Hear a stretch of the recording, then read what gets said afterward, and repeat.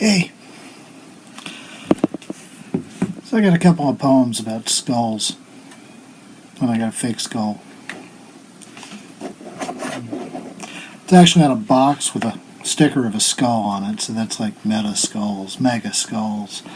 Anyway, I've got a handful of poems about skulls for you. I like skulls. You know, if I didn't have a skull, my brain would probably rattle around a lot more. Ooh, hey, okay. And would probably be more inclined to injuring my brain, which I'm kind of inclined to anyway. So, I got 4 poems for you. This first one is George Gordon, Lord Byron. Yes, that Lord Byron. The infamous Lord Byron. And this is called Lines Inscribed Upon a Cup, Formed from a Skull. Start not, nor deem my spirit fled, and me behold the only skull from which, unlike a living head, whatever flows is never dull. I lived, I loved, I quaffed, like thee. I died, that earth my bones resign. Fill up, thou canst not injure me, the worm hath fouler lips than thine. Better to hold the sparkling grape than nurse the earthworm's slimy brood, and circle in the goblet shape the drink of gods than reptiles' food.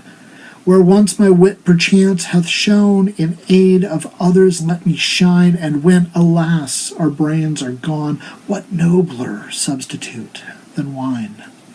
Quaff, whilst thou can, another race, when thou and thine like me are sped, may rescue thee from earth's embrace, and rhyme and revel with the dead. Why not? Since through life's little day our heads such sad effects produce, redeemed from worms and wasting clay, this chance is theirs to be of use. Alrighty. So next, I've got an erasure poem. Erasure poem. Based on the poem I just read. It's by Ravi Shankar. Yes, that Ravi Shankar.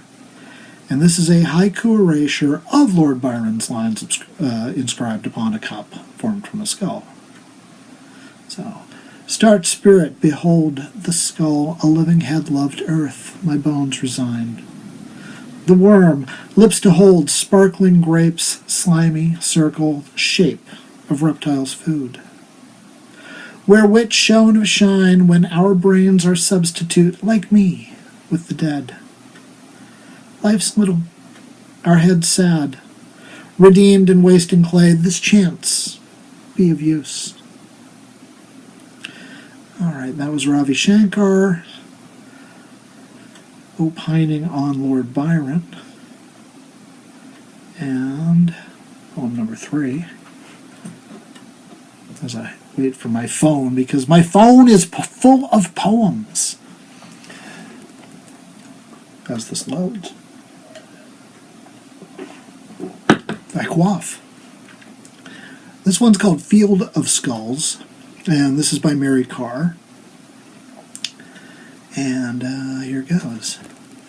Stare hard enough at the fabric of night, and if you're predisposed to dark, let's say the window you've picked is a black postage stamp you spend hours at, sleepless, drinking gin after the I Love Lucy reruns have gone off. Stare like your eyes have force. And behind any night's taut scrim will come the forms you expect, pressing from the other side. For you, a field of skulls. Angled jaws and eye sockets, a zillion scooped-out crania. They're plain once you think to look. You know such fields exist, for criminals roam your very block, and even history lists monsters like Adolf and Uncle Joe, who stalk the Earth's orb, plus minor baby eaters unidentified, probably in your very midst. Perhaps that disgruntled mail clerk from your job has already scratched your name on a bullet. That's him, rustling in the azaleas. You caress the thought, for it proves there's no better spot for you than here. Your square yard of chintz sofa, hearing the bad news piped steady from your head. The night is black. You stare, and furious stare, confident there are no gods out there. In this way, you're blind to your own eye's intricate machine, and to the light it sees by, to the luck of birth and all your remembered loves. If the skulls are there, let's say they do press towards you against night's scrim, could they not stare with slack-jawed envy at the fine flesh that covers your scalp, the numbered hairs, at the force your hands hold? That was Mary Karr. That was Field of Skulls. It comes from her book Viper Run, which came out back in 1998. And then, last one, and this is the reason I started this in the first place, because Sanguine Woods posted it on the Facebook, and I dug it. And this comes from Weird Tales, back in 1927. And this is called To a Skull on My Bookshelf, and it's by Elizabeth Virginia Raplee. Here we go.